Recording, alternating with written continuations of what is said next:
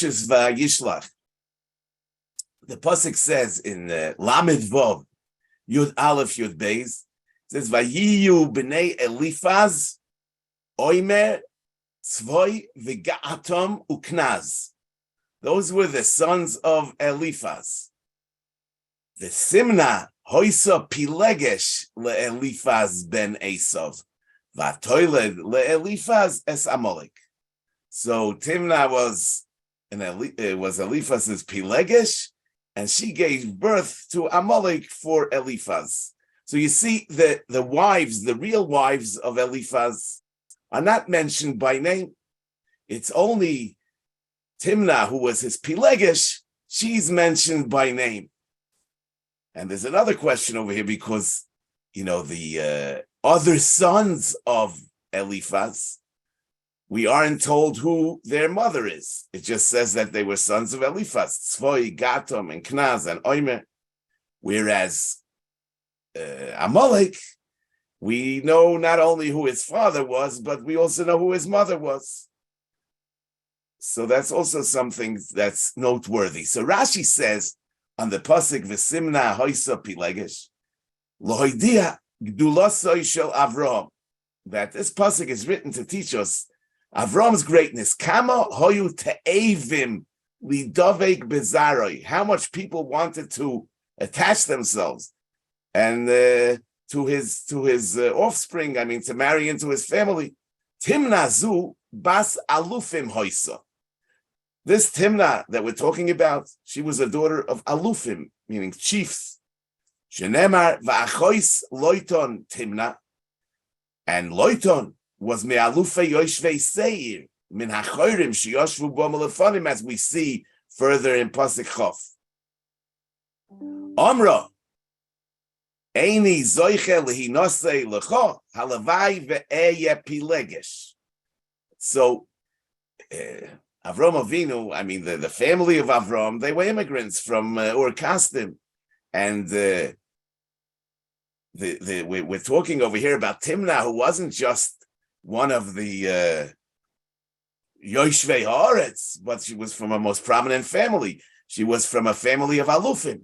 And nevertheless, she was so interested in marrying into the family of Avram, in other words, that Avram gained such prominence, that she wanted to marry into the family of Avram, and she wanted to marry Eliphaz, and when he refused to marry her, so she at least became his Pilegesh. So this pasuk is written in order to teach us how, I guess this has to do with the promise of Va'agadlo es Shemecha, that Avram Avinu, his name became Va'agadlo es Shemecha, and that people wanted to be Lidavik Bezara. But this only explains, l'chara, why, in spite of the fact that the wives of Esav are not mentioned by name, his Pilegesh Timna is mentioned by name, and that's because it's coming to teach us that Timna, who was a Bas Alufim, settled for becoming a Pilegesh of Eliphaz just in order to join the family of Avram Avinu. It still doesn't explain why we only know who Amalek's mother was. Amalek, we know, comes from Timna, whereas the other children of Eliphaz, Oimer, Tzvoi, Gatam, and Knaz, we don't know who their mother was. That l'chara we haven't explained. I mean, the pasuk could have just said, Vayu b'nei Eliphaz, Oimer, Tzvoi, V'gatam, Uknaz, V'Amalek. And the pasuk could have continued that Timna was Eliphaz's Pilegesh without saying that Amalek was her son. There's another question, Bemis, that we should ask ourselves. I mean, Timna l'chayra meant well. She wanted to attach herself to the Zarei Shel Avram. Why would we point out that she had a son like Amalek? Why would it? Maybe we should l'chayra, the Torah should have covered up that detail, and instead the Torah emphasizes that Timna gave birth to Amalek. So this becomes mavur with the Gemara in Sanhedrin Daf Tzadik Testament Beis, where the Gemara says like this: Tanu Rabbana, va'nefesh asher ta'ase biyad Rama, ze Menashe ben Chizkiah. he is a person like Menashe ben Chizki is what the pasuk is saying. An nefesh shetasa b'yad Rama. Shehoyo Yoshe v'doresh b'hagodah shel doifi. Menashe, he used to give droshes shel doifi of mockery. Omar v'chiloi hoyo loy lo Moshe lichtoi v'elo v'achoitz loiton Timna v'Timna hoysa pileges le'elifas. As Rashi says, b'tmiyah davar she'enoi tzorechu. This is totally unnecessary information. Moshe had nothing else to write about but to tell us that Achois Loiton Timna and that Timna Oisa Pilegesh. V'kach hoya melagleg v'oimer shekosvoi Moshe shaloi letzoirech. That's what Menashe used to say. And then the Gemara goes on, and then the Gemara says, "No, and how do we explain the fact that these psukim appear? Mi'es Achois Loiton Timna Maihi Zok the Gemara Timna Bas Malachim Havoy." She was a princess. She was a Bas Malachim. The Ksiv Aluf Loiton Aluf Timna. So Timna was an Aluf.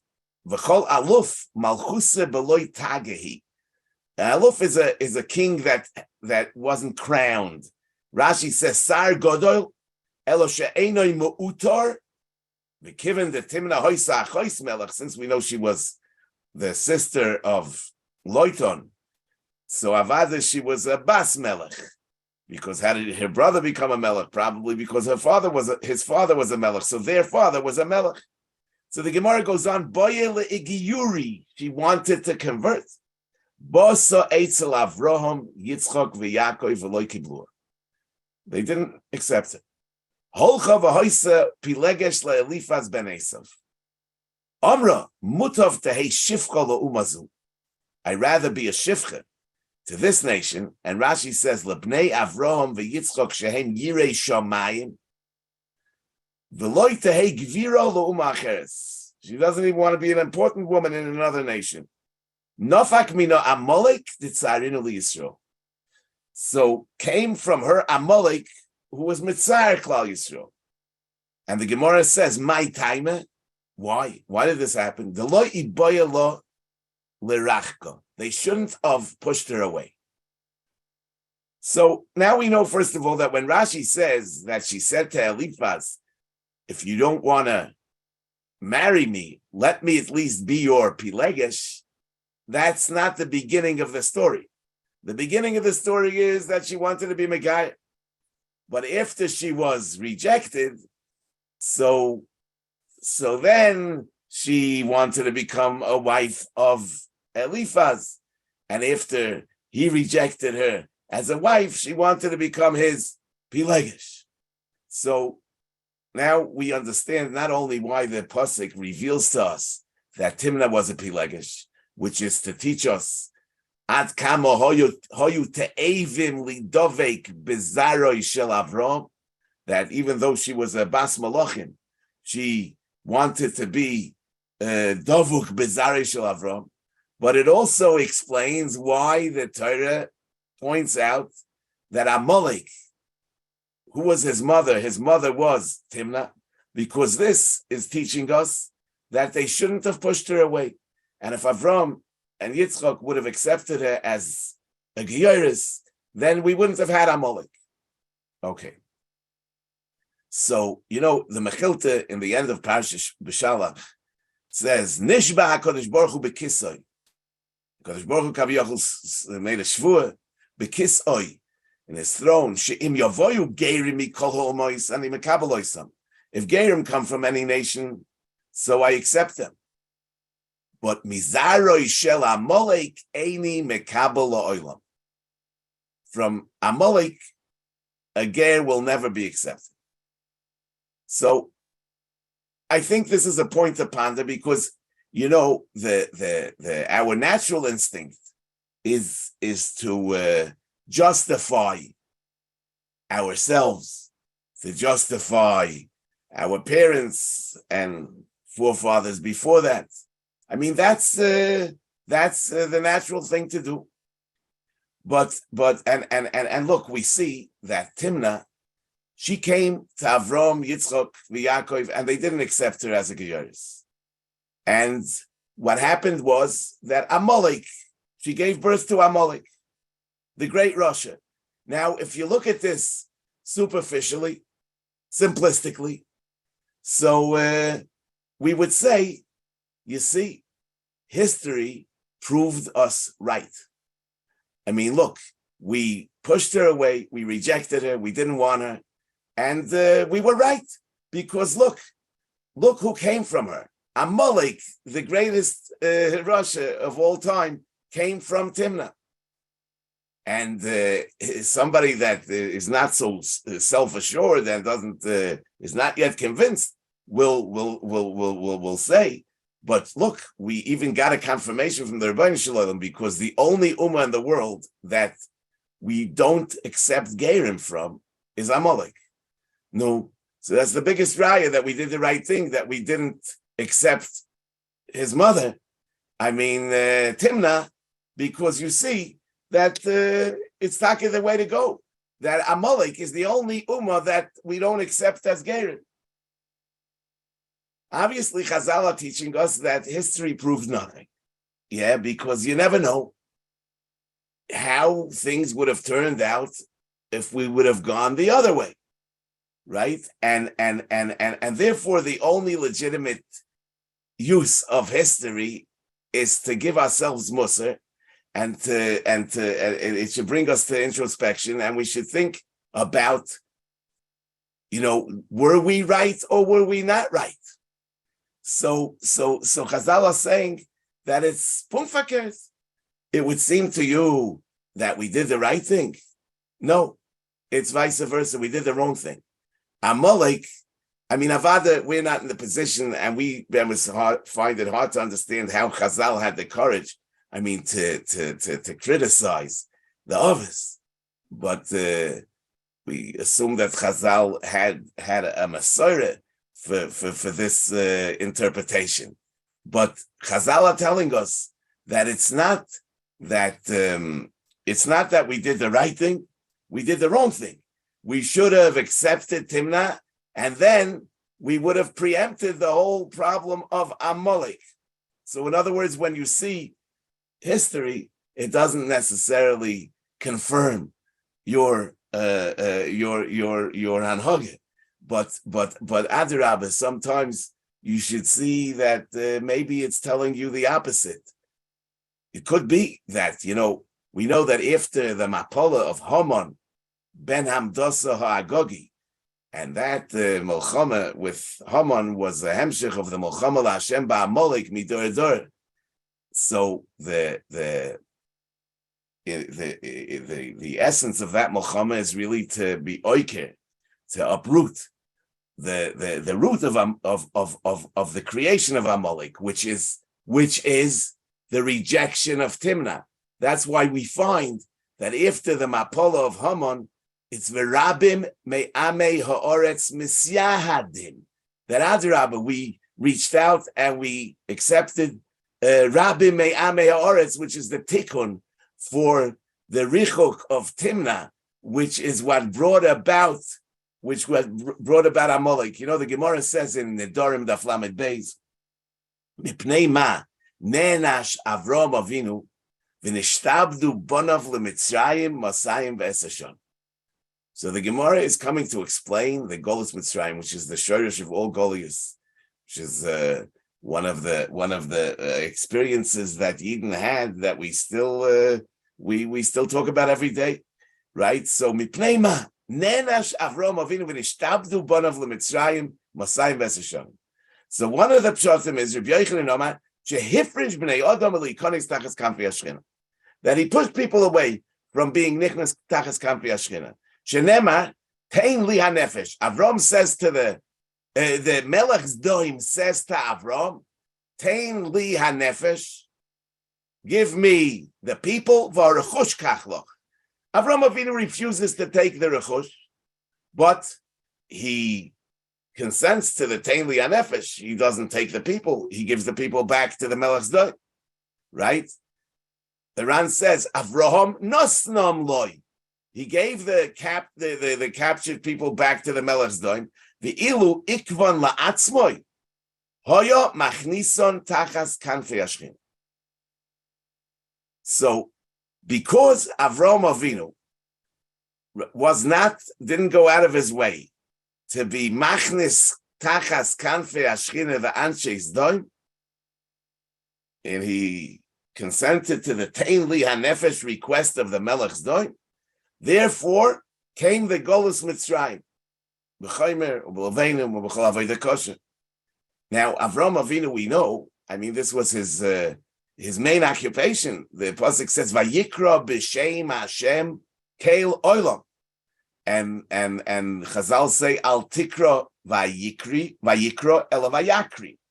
Don't read it vayikra. He called out the name of Hashem, but vayakri he made other people call out. Al yidei oistoy eishel nikra shmoishel Hakadosh Baruch Hu Eloi kala chol olam, because la'achar she'oichlim v'shoisim amar lahem birchu l'misha achaltem mishaloi. So Avraham Avinu, all his life, he spent his time being mekarev people tachas kanfi Ashchini. But Mela, it's poshut that the fact that he didn't take the Anshe's Daim was probably because he realized that the Anshe's Daim are roim v'chatoim la'Hashem ma'oid, and he was afraid to be mekarev them. But nevertheless, Rabbi Yochanan says that it's considered that he was hifrish b'nei Adam l'ikonis tachas kanfi Ashchina, and this is the Siba for Golus Mitzrayim. Avad, it's very hard for us to wrap our brains around this, but it once again shows you that Chazal, I mean, are very critical of our behavior and the behavior even Dore's back.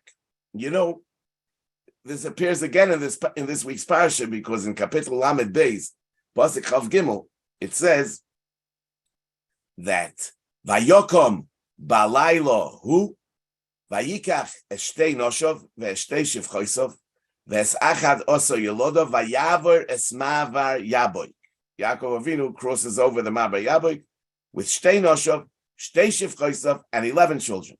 So the Medrash says, the Medrash Rabbah, V'Dino Heichoni, where's Dina? Nosna B'Teva V'Nol B'Fara. He locked her in a box. Omar Harosha Hazeh Einoi Ramahi. This Rasha Esav, Yira Oisa, he might see her. V'yikach Oisa mimeni, and he'll take her from me. And therefore he locked her up in a box. Rav Huna, Reb Abba HaKoyen Bardala Omar. Omar lo HaKadosh Baruch Hu. HaKadosh Baruch Hu said to Yaakov Avinu, Lamos meire'ehu chesed. This is a pasuk in Iyov, Kapitel Vav, which means you withhold from your friend chesed. Lamos, the Mefarshim says like a lotion of melting, but in any case, it means withholding from your reya chesed. Monato meire'echa chesed. Monato chastecha min achuch. You held back your chesed from your brother. The ilu is nesivus legavre. If Dina would have married a man, loy zinsa, she wouldn't be mezana in Shem. Loy bikashta lahasiho lemohul. You didn't want to marry her off to somebody that's mohul. Esav was mohul. Harei nisis laorel. Loy bikashta lahasiho derech heter. Harei nisis derech iser. Adohu diksiv vateitze Dina basleya. So avada, it's very hard to comprehend that there's a taina on Yaakov that he was afraid to give Dina to Esav, and he should have understood that that's what he should do and he shouldn't hide her. It could be that Chazal are telling us that since Kamayim, Haponim, Lefonim, Kain, Lev, Ha'adam, La'adam, so if Yaakov Avinu would be mechazik his ava and his chesed towards Esav, his brother, he could have brought him up from where he was. But one thing is for sure, Chazal are telling us that sometimes a zehirus yisera can be a chumra de asili de kula, and we should try to be machmir in chesed and not be machmir in those inyanim that hold back the chesed. That's lamos meire'ehu chesed.